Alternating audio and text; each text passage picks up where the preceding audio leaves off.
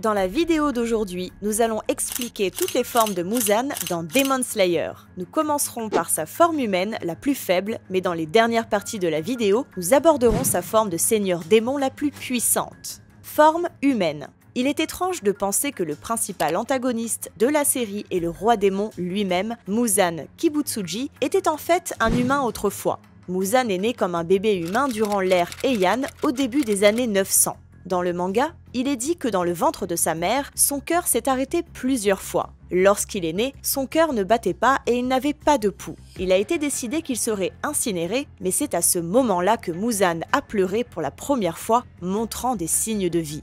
En grandissant, les médecins lui ont parlé de sa maladie rare et lui ont dit qu'il ne vivrait probablement pas plus de 20 ans. Le médecin qui s'occupait de Muzan ne l'a pas abandonné et lui a donné un prototype de médicament spécial qui n'avait jamais été utilisé auparavant. Sous l'effet du médicament, l'état de Muzan s'est soudainement aggravé et, dans un accès de rage, il a tué le médecin qui le soignait. Soudain, il s'est rendu compte que le médicament avait commencé à agir et qu'il l'avait aidé à retrouver un corps plus sain et plus fort, mais au prix de devenir le premier démon à avoir envie de manger des humains. Cette question étant réglée, nous pouvons commencer à aborder des formes beaucoup plus intéressantes.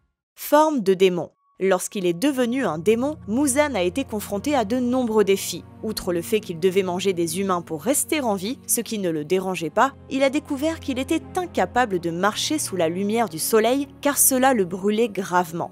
Muzan considéra qu'il s'agissait d'un problème grave et regretta d'avoir tué le médecin qui le soignait avant qu'il n'ait pu terminer son traitement. Il se souvint que le médecin utilisait la rare fleur de licorice bleue comme médicament et décida de la trouver lui-même. Il se mit alors à chercher la fleur dans tout le pays, mais ne la trouva pas. Profondément troublé par le fait qu'il ne trouvait pas la fleur, il commença à créer d'autres démons et projeta de les répandre dans le monde, espérant qu'un jour l'un d'entre eux trouverait le moyen de vaincre le soleil. Il a découvert qu'en donnant aux humains une petite quantité de son sang, il pouvait les transformer en démons. Muzan peut également renforcer les pouvoirs d'un démon en lui donnant une plus grande quantité de son sang, ce qui permet d'améliorer ses capacités préexistantes. Cependant, ce pouvoir est limité à la quantité de sang que le receveur peut supporter et à laquelle il peut s'adapter. Si un humain absorbe trop de sang de Muzan, son corps mutera plus vite qu'il ne peut le supporter, ce qui l'amènera à s'autodétruire en une gigantesque masse de chair avant de se désintégrer en cendres. Au fil des ans, il a créé de nombreux démons puissants, comme Kokushibo, Akaza et Atengu, et leur a donné le titre de rang supérieur, faisant partie des 12 lunes démoniaques. En tant que premier à avoir vu le jour, il est de loin le démon le plus fort du monde et a développé de nombreuses capacités au fil des ans. L'une des choses qui font de lui le roi des démons est sa capacité à maudire les autres démons. Il a la capacité de jeter une malédiction sur ceux qui ont assimilé son sang. Si un démon qu'il a créé prononce son nom à voix haute, la malédiction s'active et le détruit, quelle que soit son intention initiale. On l'a vu avec Susumaru, qui a accidentellement prononcé son nom alors qu'elle n'avait aucune intention malveillante à son égard et qui a tout de même été détruite, ce qui implique que la malédiction est automatique. Cependant, la malédiction peut également être déclenchée intentionnellement par Muzan. On l'a vu lorsqu'il a tué Nakime, qui était manipulé par Yoshiro. C'est pourquoi de nombreux démons servent Muzan par crainte et par respect, se contentant de l'appeler cet homme, lorsqu'ils doivent parler de lui. Cependant, il a été prouvé que si Muzan est affaibli ou si quelqu'un a suffisamment de volonté, les démons peuvent se libérer de la malédiction, comme cela a été le cas pour Tamayo et Nezuko. Il a également la capacité de lire les pensées de ceux avec qui il a partagé son sang en les regardant simplement. Il s'est avéré par la suite qu'il pouvait également envoyer des messages télépathiques et avoir des conversations complètes avec d'autres démons, comme on l'a vu lorsqu'il communiquait avec Kokushibo, le premier démon de rang supérieur, pour vérifier le nombre de piliers qu'il avait vaincus et lui ordonner de le tenir à distance jusqu'à ce qu'il ait fini de se remettre du poison de Tamayo.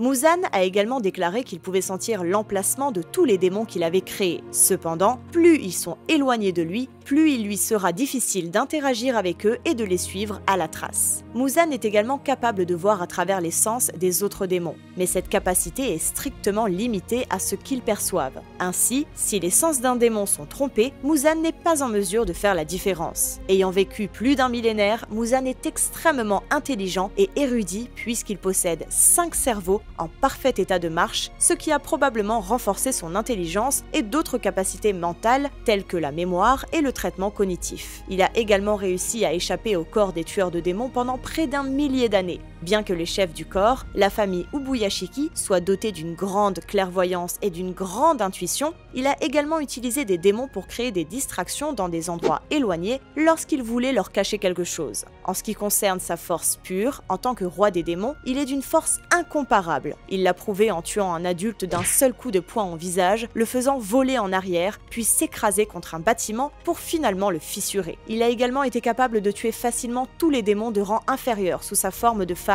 affaiblie. Bien qu'il soit incroyablement puissant, sa véritable force se révèle lorsqu'il entre dans sa forme de combat, que nous aborderons très bientôt. Forme musculaire. La prochaine sur la liste est la forme que nous n'avons pu voir que dans quelques scènes. Pendant l'arc du village des forgerons, Muzan envoie 2 de ses démons de rang supérieur, Gyoko et Atengu, au village pour qu'ils tuent Tanjiro et les autres tueurs de démons.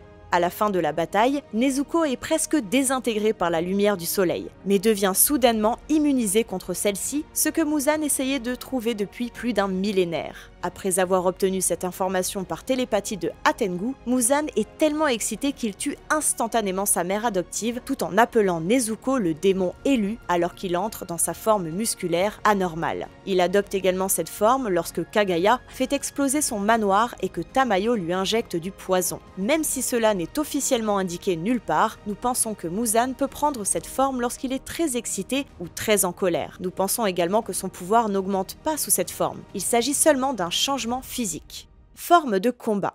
La forme de combat de Muzan est celle où le véritable roi des démons s'éveille. Lorsqu'il se bat, Muzan peut adopter une forme plus monstrueuse, avec un masque rouge foncé couvrant ses membres, des dents acérées, une large bouche et son torse exposé, ses cheveux devenant plus longs et blancs. Sa vitesse, sa force, ses réflexes et sa puissance sont considérablement accrus sous cette forme, au point que même s'il a perdu beaucoup de résistance et d'endurance, en repoussant la drogue de transformation humaine de Tamayo, il est encore capable de vaincre plusieurs tueurs de démons de rang inférieur et d'en consommer des dizaines dans les minutes qui suivent sa sortie du cocon. Ce qui rend sa forme de combat si différente de sa forme démoniaque normale, c'est que son corps est capable de se métamorphoser. Il peut étirer ses bras, faire pousser plusieurs lames tranchantes dans ses avant-bras allongés et transformer ses mains en plusieurs protubérances tranchantes, qu'il peut ensuite balancer comme des fouets pour tailler facilement ses adversaires en pièces. Ses attaques sont extrêmement rapides et précises. Même 3 piliers travaillant ensemble ne pouvaient l'approcher. Plus tard, lorsqu'il est encore plus enragé, Muzan fait pousser 9 protubérances en forme d'épines dans son dos qui se prolongent en tentacules en forme de fouet. Grâce à ces tentacules, Muzan peut augmenter considérablement sa portée et le nombre de ses attaques en tandem avec ses bras fouets, ce qui lui permet d'abattre des hordes de tueurs de démons et d'acculer 4 piliers.